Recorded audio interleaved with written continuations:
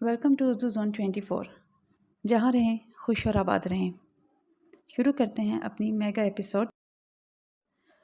حوریہ خود کو سنبھال چکی تھی۔ وہ جھک کر پنجوں کے بل اس شیطان کے قریب پہنچی۔ اپنی گیلی خوبصورت آنکھوں سے اس نے اس کے سینے پر دھسے سرنج کو دیکھا۔ سرنج کے اندر موجود زہر اس شیطان کے سینے میں اترنے کی وجہ سے وہ اس وقت موت کے منہ میں جا چکا تھا۔ حوریہ نے سرنج اس کے سینے پر اس لیے لگائی تھی تاکہ سب کو اس کی موت ہارٹ اٹیک لگے۔ سرنج سینے پر پڑنے کی وجہ سے اس شخص کی رنگت بھی نیلی پڑ چکی تھی، جس سے یہی لگ رہا تھا کہ اس کی موت حرکت قلب بند ہونے کی وجہ سے ہوئی ہے۔ حوریہ نے لرزتے ہاتھوں سے سرنج اس درندے کے سینے سے نکال کر اپنے کانپتے ہاتھوں سے اس نے اپنے پرس کے اندر ڈال لی۔ پھر تیزی سے واش روم کی جانب بڑھ کر تولیہ لے کر اس نے شیشے کے اندر سے گرے تھوڑے سے زہر کو صاف کیا اور شیشے کے اندر آدھا بچا زہر اس نے لرزتے ہوئے ہاتھوں سے اٹھا کر اپنے پرس کے اندر رکھا۔ خوف سے اس وقت اس کی حالت بری ہو رہی تھی۔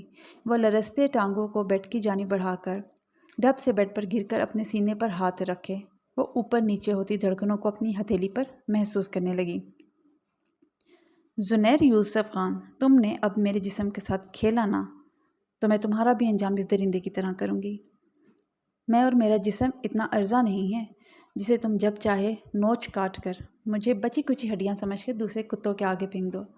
بھیگی آواز میں بول کر اس نے کروٹ لی تو اپنی دھندلی آنکھوں کے سامنے ٹیبل پر رکھی شراب کی بوتل نظر آئی۔ وہ بیڈ سے فوراً اٹھی اور اس ٹیبل کی جانب بڑھی۔ ٹیبل کے پاس پہنچ کر اس نے شراب کی بوتل کو اٹھایا اور اپنے منہ سے لگا کر گھٹا گھٹ اس کڑوی حرام شے کو اپنے حلق میں اتار لیا۔ قتل کرنے کے بعد اکثر قاتلوں کے سر پر خوف منڈلاتا ہے۔ وہ خوف اس وقت اس کے سر پر بھی منڈلا رہا تھا، جس سے اسے اپنا دل زور سے دھڑکتا ہوا محسوس ہوا۔ وہ اس خوف اور درد کو ضائع کرنے کے لیے اس حرام شے کا سہارا لینے لگی۔ شراب کی پوری بوتل خالی کرنے کی وجہ سے اس وقت اس پر نشہ چڑھ گیا تھا۔ وہ بوتل نیچے پھینک کر لڑکھڑاتے قدموں کے ساتھ اس روم سے باہر نکلی۔ اس فارم ہاؤس میں ان دونوں کے علاوہ اور کوئی نہیں تھا۔ سبھی نوکروں کو اس گھٹیا شخص نے ان کے یہاں آنے سے پہلے ہی چھٹی دے دی تھی۔ وہ نشے میں مست اس بڑے سے تاریکی میں ڈوبے خوفناک فارم ہاؤس کے پھولوں سے بھرے لان میں داخل ہوئی، تبھی کتے کی غراہٹ سن کر مسکرائی۔ کہاں ہو تم ڈیئر کتے؟ وہ نشے میں بند ہوتی اپنی لمبی پلکوں کو مشکل سے کھولتی ہوئی اس کتے کو ڈھونڈتی نشیلی آواز میں بول رہی تھی۔ میرے قریب آؤ اور میرے پورے جسم کو نوچ کر مجھے ختم کر دو، میں تمہیں نہیں روکوں گی۔ اپنے محرم کے نوچنے سے اور ان غیر مردوں کے نوچنے سے جن کے پاس میرا محرم مجھے بھیجنا چاہتا ہے، تمہارا نوچنا بہتر ہے۔ وہ نیچے بیٹھ کر زور سے روتی ہوئی بولنے لگی۔ ٹھا ٹھا ٹھا، کتے کی غراہٹ وہ اب بالکل اپنے پاس سن سکتی تھی۔ اس سے پہلے وہ خونخوار کتا اس پر حملہ کرتا۔ فضا میں بے شمار گولیوں کی آوازیں گونج اٹھیں۔ 3 گولیوں کی آواز پر اپنی بھیگی سبز نشے سے بند ہوتی پلکوں کو اٹھا کر اس نے تاریکی میں دیکھنا چاہا، مگر نشے اور تاریکی کی وجہ سے اسے کچھ نظر نہیں آیا۔ ہاں، وہ اپنے قریب ایڈکٹر نوائر مردانہ کولون کی مہک، چٹانوں جیسے بدن کی سختی محسوس کر سکتی تھی۔ چھوڑو مجھے، کون ہو تم؟ اپنی کمر کے گرد سخت پکڑ محسوس کرتی وہ غصے سے ان مضبوط باہوں میں مچلنے لگی جنہوں نے اسے سختی سے بھینچا ہوا تھا۔ تمہیں یہاں سے جانا چاہیے کیونکہ یہ میرے دشمن کا علاقہ ہے اور یہ تھوڑی دیر بعد اڑنے والا ہے۔ اس کے کان کے پاس ساحرانہ آواز گونجی۔ نشے کی وجہ سے اس کی آنکھیں بند ہو گئیں تو وہ شخص اسے اپنی مضبوط باہوں میں بھرتا اپنے آدمیوں کو اس پورے فارم ہاؤس کو جلانے کا حکم دے کر سپاٹ چہرے کے ساتھ اسے لیے اپنے قدم مضبوطی سے باہر کھڑی اپنی سیاہ جیپ کی جانب بڑھانے لگا۔ آہل شاہ ڈین سے مل کر ان کے آفس سے باہر نکلا تو اسے سامنے دیکھ کر اس نے اسے اگنور کر کے وہاں سے نکلنا چاہا، لیکن اس کی بے اختیاری سے ہاتھ پکڑنے پر اسے وہاں رکنا پڑا۔ آئی ایم سوری، میں نے تمہاری بات پر بھروسہ نہیں کیا تھا اور تم پر بے بنیاد الزام لگایا تھا۔ مجھے سچائی پتہ چلنے کے بعد اپنے پر گھن آ رہی تھی کہ میں نے نیکی کو چھوڑ کر گناہ کو اپنایا تھا۔ تم پلیز مجھے معاف کر دو، میں تمہاری گنہگار ہوں۔ تم جو چاہے مجھے سزا دے سکتے ہو، میں اف بھی نہیں کروں گی۔ وہ اس کا مضبوط ہاتھ پکڑ کر سر جھکا کر بول رہی تھی۔ ہاتھ چھوڑو میرا۔ اپنا ہاتھ اس کی گرفت میں دیکھے اسے اس ہاتھ سے گھن آنے لگی جس پر اس نے اپنا ہاتھ رکھا ہوا تھا۔ نہیں، تم مجھے جب تک معاف نہیں کرو گے میں تمہارا ہاتھ نہیں چھوڑوں گی، نمرا نے اور سختی سے اس کا ہاتھ پکڑتے ہوئے کہا۔ آخری بار کہہ رہا ہوں تمہیں، میرا ہاتھ چھوڑ دو ورنہ آگے جو ہوگا نتائج کی ذمہ دار تم خود ہوگی۔ اسے ضد میں اڑے ہوئے دیکھ کر آہل شاہ نے نفرت سے اسے گھور کر کہا۔ مجھے نتائج کی پرواہ نہیں ہے، تم جو چاہے میرے ساتھ کر سکتے ہو، میں اف تک نہیں کروں گی۔ تم جب تک مجھے معاف نہیں کرو گے اور مجھے کوئی سزا نہیں دو گے میں تمہارا ہاتھ اسی طرح پکڑی کھڑی رہوں گی، چھوڑوں گی بالکل بھی نہیں، نمرا نے اپنی بات پر اڑے ہوئے کہا۔ آہل شاہ اس کی ضد پر شدید غصے سے نیچے جھکا اور اسے اپنے کندھوں پر لاد کر سپاٹ چہرے کے ساتھ اسے اس طرح کندھوں پر لاٹ کر کالج سے باہر نکلا، اور باہر پہنچ کر اس نے پاس سے گزرتے ایک رکشے کو روکا اور اسے اندر دھکیل کر رکشے والے کو سائم کے فلیٹ کا پتہ سمجھا کر خود بھی رکشے میں بیٹھا۔ جب رکشہ بڑی سی عمارت کے آگے رکا تو اس نے اس رکشے والے کو کرایہ دے دیا اور آگے بڑھ کر اسے اپنے کندھے پر لاد کر سائم کے فلیٹ کی جانب بڑھا۔ سائم لاہور اپنی بہن کے گھر گیا تھا، اس وقت اس کا فلیٹ خالی تھا، چابی اسی کے پاس تھی، وہ اسی لیے اسے یہاں لے کر آیا تھا۔ فلیٹ کا دروازہ کھول کر وہ اسے ایک کمرے کے اندر لا کر غصے سے بیڈ پر پھینک کر مڑا اور دروازہ بند کرنے لگا۔ نمرا کالج میں بڑی بہادری سے اس سے اپنی غلط فہمی کے لیے معافی مانگ رہی تھی۔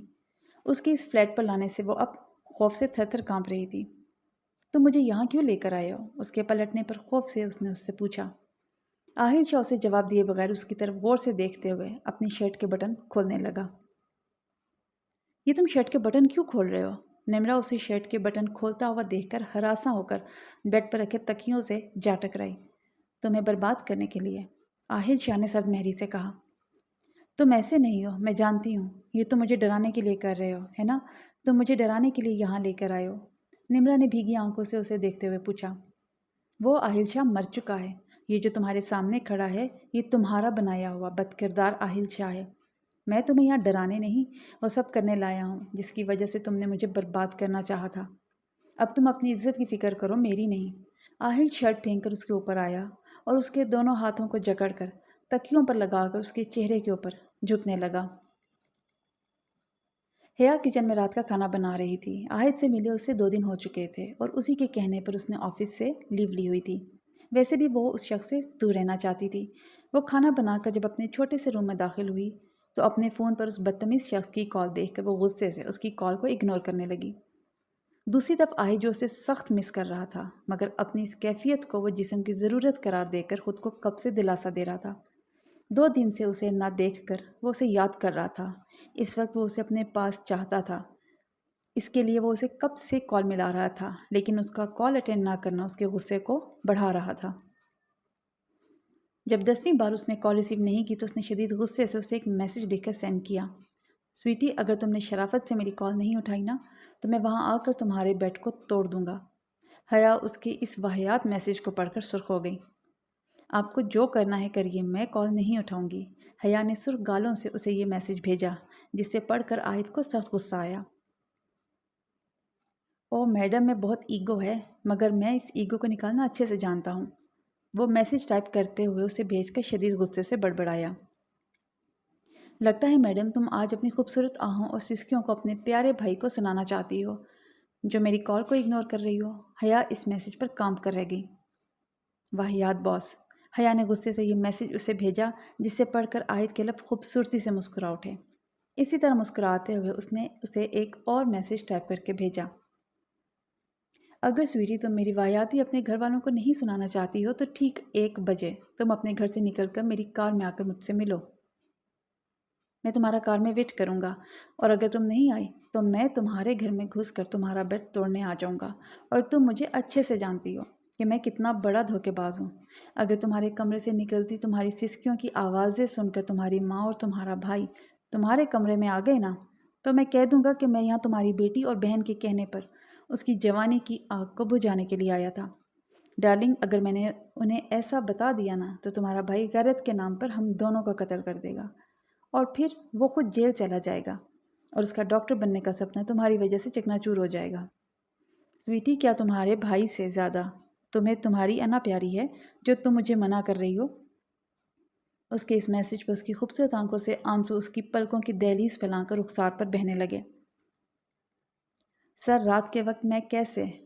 نہیں، میں اتنی رات کو آپ سے اکیلے میں نہیں مل سکتی ہوں۔ اس نے غصے اور پریشانی سے روتے ہوئے اسے میسج بھیجا۔ آہد نے اس میسج پر اپنی مٹھیوں کو کسا۔ میڈم تم شاید بھول چکی ہو، ہم اکیلے میں وہ کر چکے ہیں جس سے شاید سہاگ رات کہتے ہیں۔ تم نے مجبوری میں یا خوشی سے جس بھی طرح سے اپنا آپ مجھے دیا تھا، اس وقت تمہیں ہماری تنہائی کا احساس نہیں ہوا تھا کیا؟ ہاں، جو اب میری دسترس سے باہر نکل کر تمہیں ہماری تنہائی کا احساس ہو رہا ہے۔ غصے سے اس نے یہ میسج ٹائپ کر کے اسے بھیجا۔ اس وقت اس کے بار بار منع کرنے پر اسے سخت غصہ آ رہا تھا، کیونکہ اس وقت میں مجبور تھی۔ اگر میرا بھائی جیل میں بند نہ ہوتا تو میں کبھی بھی آپ کے ساتھ اکیلی آپ کے اپارٹمنٹ میں نہ جاتی۔ حیا نے روتے ہوئے یہ میسج ٹائپ کیا۔ تمہارے ہی ہو یا نہیں مسز آہد؟ شدید غصے سے آہد نے میسج بھیجا۔ نہیں۔ حیا نے اپنی آنکھیں صاف کرتے ہوئے سپاٹ چہرے کے ساتھ یہ میسج اسے بھیج کر فون بیڈ پر پھینکا اور سرسک کر واش روم کے اندر جا کر بند ہو گئی۔ آہد نے اس کا یہ میسج پڑھ کر شدید غصے سے اپنا مہنگا آئی فون سامنے چلتی LED پر پوری قوت سے دے مارا۔ LED فون لگنے سے ٹوٹ کر نیچے ٹکڑوں میں بٹ گئی۔ مسز آہد مرزا، تم نے میری بات نہ مان کر اچھا نہیں کیا ہے۔ اب ہمارا ہنی مون تمہارے باپ کے گھر میں تمہارے کمرے کے بیڈ پر ساری رات بڑی دھوم دھام سے ہوگا۔ وہ اپنی سرخ شعلے برساتی آنکھیں سامنے ٹوٹی ہوئی LED پر گاڑے بے حسی سے بول کر اپنے قدم روم سے باہر نکال کر گھر میں بنے بار کی جانب بڑھا۔ اس وقت وہ اپنے جلتے مضبوط وجود میں حرام مشروب انڈیل کر اپنا جلتا وجود ٹھنڈا کرنا چاہتا تھا، جو اس کی کانٹریکٹ بیوی کے انکار کی وجہ سے جل رہا تھا۔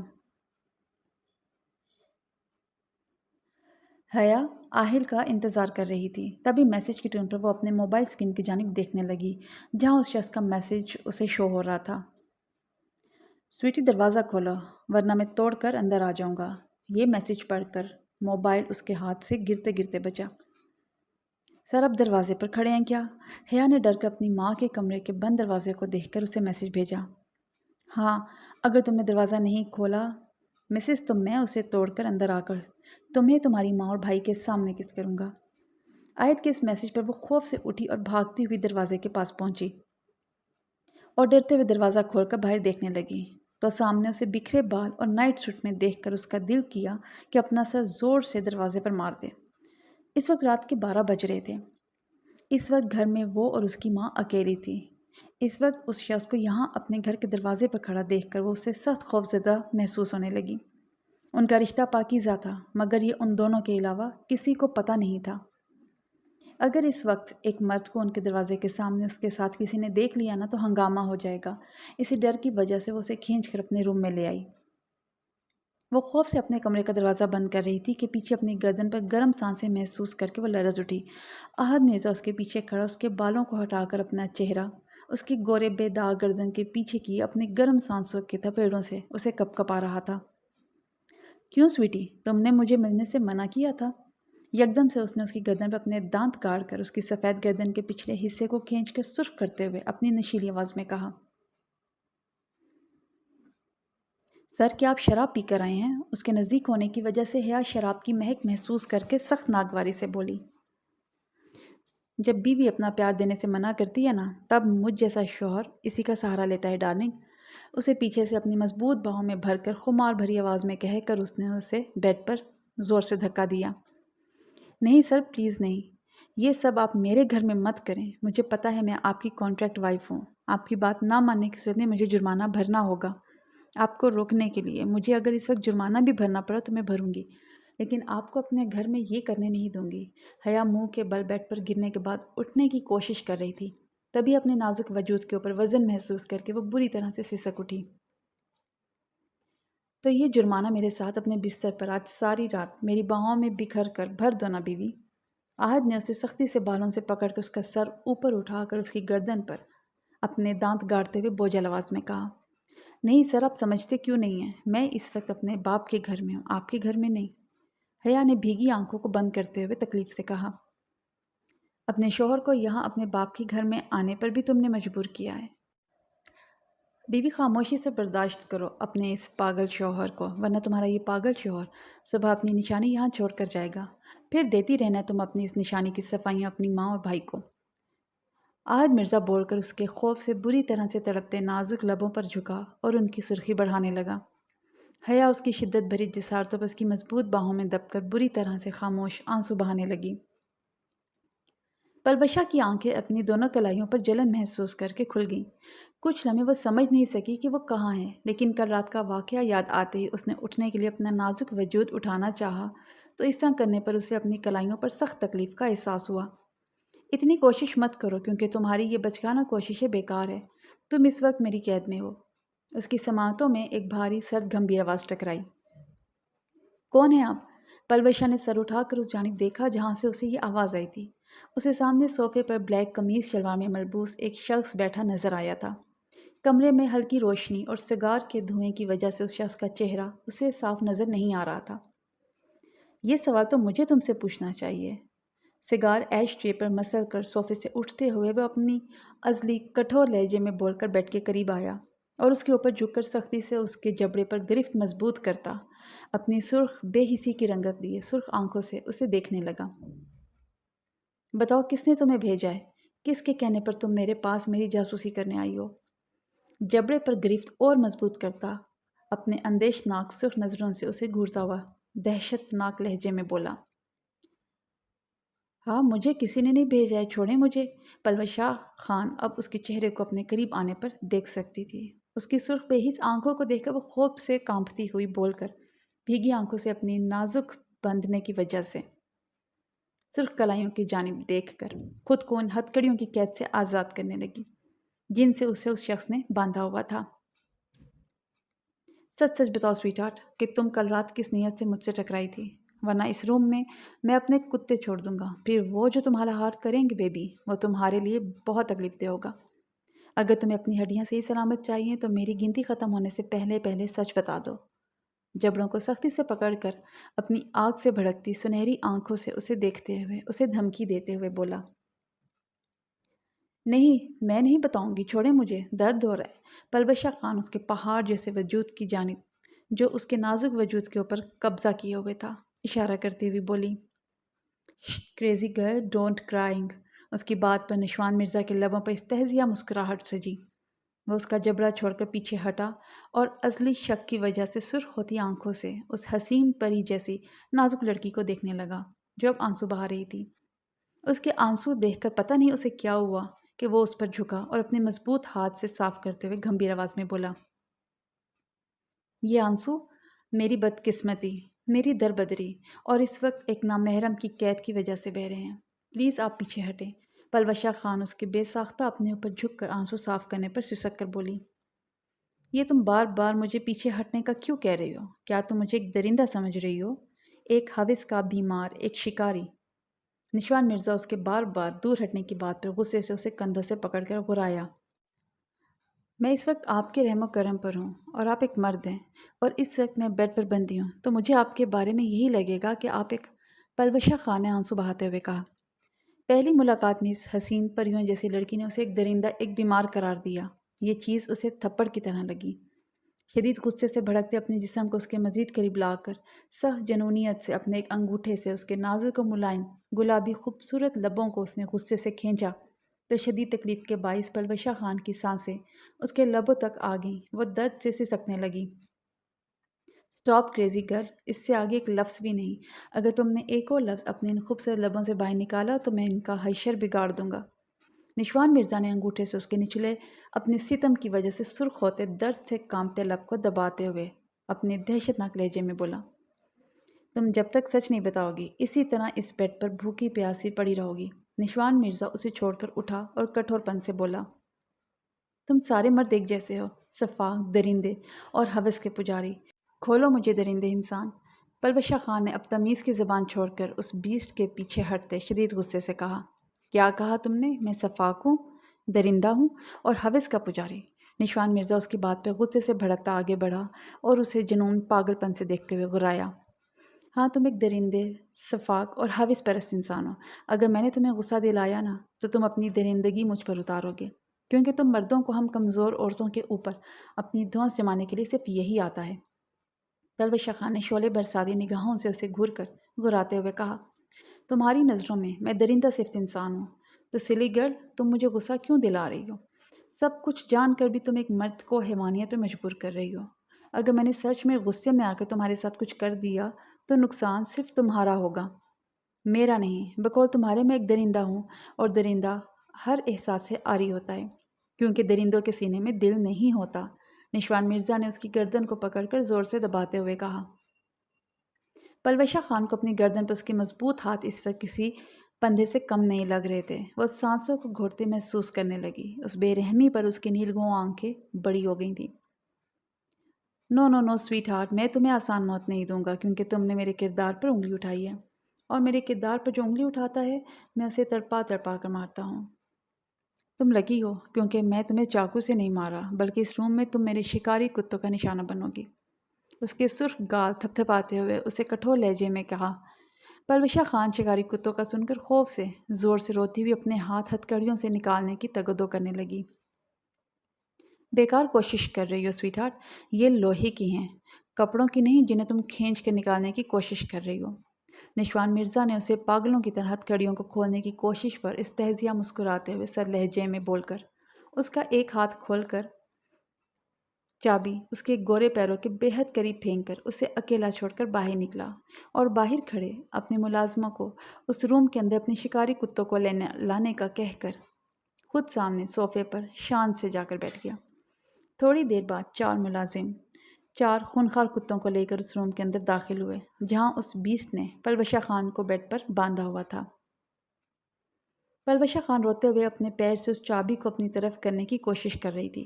کمرے کے اندر چار خونخوار زبان باہر نکالے سیاہ کتوں کو دیکھ کر خوف سے سفید پڑ گئی۔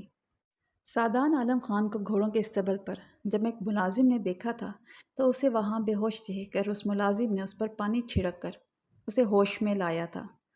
شکر تھا کہ سعدان عالم خان زیادہ خون نہ بہنے کی وجہ سے ہوش میں آ گیا تھا، ورنہ خون زیادہ بہنے کی وجہ سے وہ اس وقت یا تو کوما میں چلا جاتا یا پھر موقع پر مر جاتا۔ آج کیا تاریخ ہے؟ وہ بیٹھ کر اپنے دہکتے سر کو دباتے ہوئے اس ملازم سے آج کی تاریخ پوچھنے لگا۔ 20 تاریخ، ملازم نے ادب سے سر جھکاتے ہوئے کہا۔ کیا 20 تاریخ؟ تاریخ سن کر وہ اچھلا۔ جی خان، آج 20 تاریخ ہے۔ ملازم نے اس کی زوردار آواز پر اپنا سر اٹھا کر حیرانگی سے اسے پھر سے بتایا۔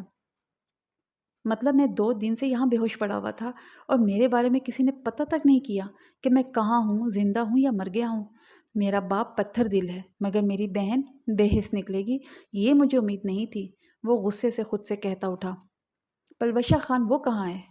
پلوشہ خان کا خیال آتے ہی اس نے رک کر ملازم سے پوچھا تو ملازم نے افسوس سے ان کی جانب دیکھا۔ خان وہ 2 دن سے غائب ہیں، بڑے خان ڈھونڈ رہے ہیں مگر ان کا ابھی تک کچھ پتہ نہیں چل رہا ہے۔ ملازم کی بات پر اسے سکون محسوس ہوا کیونکہ اپنے فعل کی وجہ سے ہوش میں آنے کی وجہ سے اب اسے ڈر لگ رہا تھا، مگر پلوشہ خان کا سننے کے بعد وہ اپنے دل میں ڈھیروں سکون اترتے ہوئے محسوس کرنے لگا۔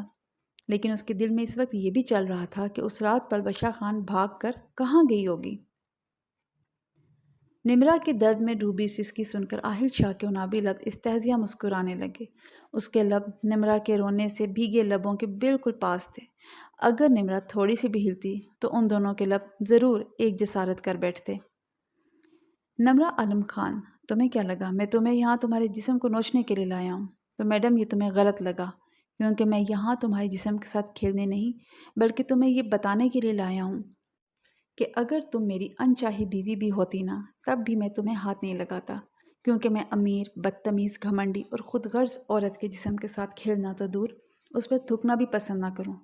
اچانک اس نے اس کے جسم کو اچھوت سمجھ کر خود سے دور کرتے ہوئے بول کر زور سے اسے بیڈ سے نیچے دھکا دیتے ہوئے وہ سخت نفرت سے اسے گھورنے لگا۔ آہل شاہ، یہ کیا بدتمیزی ہے؟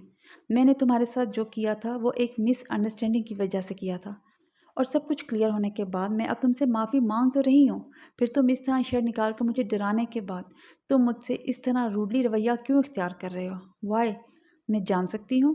نمرا بیڈ کے نیچے گری، اسے سخت غصے سے گھورتی ہوئی اسے اس کے بیڈ کے نیچے بے دردی سے پھینکنے پر سنانے لگی۔ تو میری اس بدتمیزی کی بابت جاننا چاہتی ہو تو سنو، میں تم سے شدید نفرت کرنے لگا ہوں۔ تم میرے اس رویے کی حقدار ہو، تمہیں سوچنے لگتا ہوں تو نفرت سے جلنے لگتا ہوں۔ تم جتنا مجھ سے دور رہو گی یہ ہمارے لیے اچھا ہوگا، اس لیے میں جب بھی تمہیں نظر آؤں تو اپنا راستہ بدل لینا، کیونکہ اگر تم میرے راستے میں نظر آئی نا تو میرے ہاتھوں ضائع ہو جاؤ گی۔ آہل شاہ نے اسے سخت غضبناک نظروں سے گھور کر بیڈ سے نیچے اترتے ہوئے بے انتہا غصے سے اپنی شرٹ کو نیچے سے اٹھاتے ہوئے سرد برفیلے لہجے میں بول کر وہ اپنے مضبوط قدم باہر نکالنے کے لیے آگے بڑھا۔ یہ تم مجھے یہاں چھوڑ کر کہاں جا رہے ہو؟ اسے کمرے سے نکلتا ہوا دیکھ کر نمرا ڈرتی ہوئی بول کر اس کے پیچھے بھاگی۔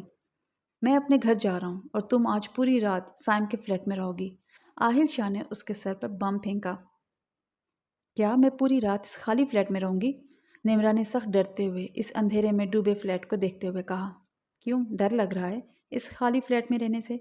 वहाँ कॉलेज में तो चीख चीख कर मेरे कान फाड़ दिए थे तुमने कि तुम मुझे जो सज़ा दोगे मैं उफ भी नहीं करूँगी। तो अब उफ क्यों कर रही हो? आहिल शाह पलट कर इस तहज़िया अंदाज में कहते वो उसे नफ़रत के बाइस शोले बरसाती निगाहों से देखने लगा। नहीं, मैं डर नहीं रही हूँ, लेकिन ये सज़ा मुझे बहुत ज़्यादा लग रही है। क्या तुम मुझे कोई आसान सज़ा नहीं दे सकते हो? निम्रा ने अपना डर होशियारी से उससे छुपाते हुए कहा। तुम्हें आसान सज़ा चाहिए? आहिल शाह ने बगौर उसे देखते हुए पूछा। हाँ, निम्रा ने अंधेरे फ्लैट से अपनी निगाहें हटाकर उसे देखते हुए कहा। आहिल शाह ने उसकी बात सुनकर एकदम से अपने कदम उसकी जानिब बढ़ाए। निम्रा उसे अपने करीब आता हुआ देखकर पीछे खिसकना शुरू हो गई। वो उसके करीब आने से डरकर पीछे चल रही थी। पीछे रखे सोफे से टकराकर उसके ऊपर जा गिरी। आहिल शाह उसे सोफे पर गिरता देखकर अपने लबों पर एक अजीब सी मुस्कुराहट सजाकर उसके पास पहुंचा और अपनी आंखों में बेशुमार नफरत लिए अपने हाथ उसकी जानिब बढ़ाने लगा। प्लीज़ मेरे करीब मत आओ। निम्रा को लगा वो फिर से उसके साथ कुछ गलत करना चाहता है। वो सिसक अपने दोनों हाथों से खुद को कवर करती हुई हिचकियों के दरमियान बोली। डरो मत, मैं तुम्हारे करीब बुरी नीयत से नहीं आ रहा हूँ, बल्कि मैं तुम्हारे करीब तुम्हें आसान सज़ा देने की नीयत से आ रहा हूँ। मिस रईसादी, आहिल शाह ने उसकी गर्दन को पकड़कर अजीब तरह से मुस्कुराते हुए बोलता वो उसकी गर्दन पर दबाव बढ़ाने लगा। प्लीज़ मुझे छोड़ दो प्लीज़। मैं यहाँ सारी रात रहकर सज़ा काटने को तैयार हूँ। निम्रा सांसों को हलक से निकलते हुए महसूस करके उसकी सख्त पकड़ की वजह से सुर्ख होती आंखों को ऊपर उठाकर उसे देखती हुई अटक कर बोली। इंटेलिजेंट गर्ल, मौत की बजाय ये सज़ा चुनकर तुमने साबित कर दिया कि तुम घमंडी के साथ एक होशियार लड़की भी हो। आहिल शाह ने उसे छोड़कर पीछे हटते हुए बोलकर उठा और इस तहज़िया मुस्कुराहट सजाकर उसे गुड बाय कहकर वहाँ से निकल गया। उसके वहाँ से निकलते ही निम्रा आलम खान डर कर तेज़ी से बेड पर चढ़कर कंबल में घुसकर डर की वजह से बुरी तरह से रोने लगी। स्वीटी, कहा था ना मैंने कि सुबह तुम्हारे घर वालों के लिए खूब से निशानी छोड़कर जाऊंगा। वो इस वक्त उसकी मजबूत बाहों के घेरे में आंसू बहा रही थी। उसे खामोशी से अपनी बाहों में आंसू बहाता हुआ देखकर उसने मुस्कुराकर उसकी कान की लू को चूमते हुए गंभीर आवाज़ में कहा। सर, आपने ये अच्छा नहीं किया है। हया ने सिसक कर सदमे से कहा। वो अपनी गर्दन पर उसकी शिद्दतों के बारे में अपनी माँ और भाई को क्या जवाब देगी, ये कब से सोच रही थी, मगर उसे जब कुछ नहीं सूझा तो वो इसी सितमगर के सीने से लगकर सिसक सिसक कर रोने लगी। तुम कल रात मुझे मिलने से मना ना करती तो मैं यहाँ आकर ये नहीं कहता स्वीटी। उसका चेहरा ऊपर उठाकर उसकी गीली आंखों में देखते हुए आहद मिर्ज़ा ने कहा। सर, आप बहुत जालिम हैं। हया ने उसके सीने से जुदा होकर शदीद नफरत से उसे घूरते हुए गुस्से से कहा। मुझे आज पता चला है कि तुम्हारी नशीली आंखें रोते हुए और भी ज़्यादा खूबसूरत लगती हैं। रोने की वजह से उसकी स्याह आंखें आहद को और भी ज़्यादा खूबसूरत लगी, तो वो बेखुद सौन पर झुका और अपनी शिद्दत उन पर बरसाने लगा। दूर रहिए आप मुझसे। आप एक दरिंदे इंसान हैं। मुझे इस वक्त आपसे शदीद घिन आ रही है। आप एक मतलब परस्त लालची इंसान हैं। आपकी इस लालच की वजह से मैं आज खुद से नज़रें मिलाने के काबिल नहीं रही हूँ। मुझे आपसे बेशुमार बेहिसाब नफ़रत है। मैं कल ऑफिस में आकर आपके मुंह पर रिज़ाइन लेटर फेंक दूंगी और फिर जल्द तलाक लेकर आप जैसे हविस परस्त इंसान से पीछा छुड़ा लूँगी। हया ने उसे कॉलर से पकड़कर नफ़रत से घूरते हुए कहा। अगर मैं हविस परस्त और लालची इंसान हूँ तो स्वीटी, तुम भी कम नहीं हो। अगर तुम इतनी अच्छी होती तो मेरे लालच देने पर तुम कभी भी अपनी खुददारी को नहीं बेचती, और रिज़ाइन लेटर तुम कभी नहीं भेज सकोगी क्योंकि तुम जॉब छोड़ोगी तो तुम्हें 10 लाख जुर्माना अदा करना पड़ेगा। इस वक्त तो तुम्हारे पास 10,000 नहीं है तो 10 लाख तुम्हारे पास कहाँ से होंगे? तलाक तुम्हें मैं बच्चा होने के बाद ही दूंगा। अभी तुम इसे भूल जाओ और इस हविस परस्त शौहर को बर्दाश्त कर लो, क्योंकि अभी के लिए तुम्हारा शौहर सिर्फ यही हविस परस्त इंसान रहेगा। क्योंकि मैं तुम्हारी ज़िंदगी में जब तक हूँ, मैं हमारे बीच किसी और को भी नहीं आने दूंगा। अगर तुमने मेरे अलावा किसी मर्द को अपनी मलकियत समझा या बनाने की कोशिश की तो मैं उसे किसी और की मलकियत बनने के काबिल भी नहीं छोड़ूंगा। उसकी नाजुक कमर को सख्ती से दबोचकर अहम मिर्ज़ा ने गुस्से बरसाती निगाहों से उसे देखते हुए कहा।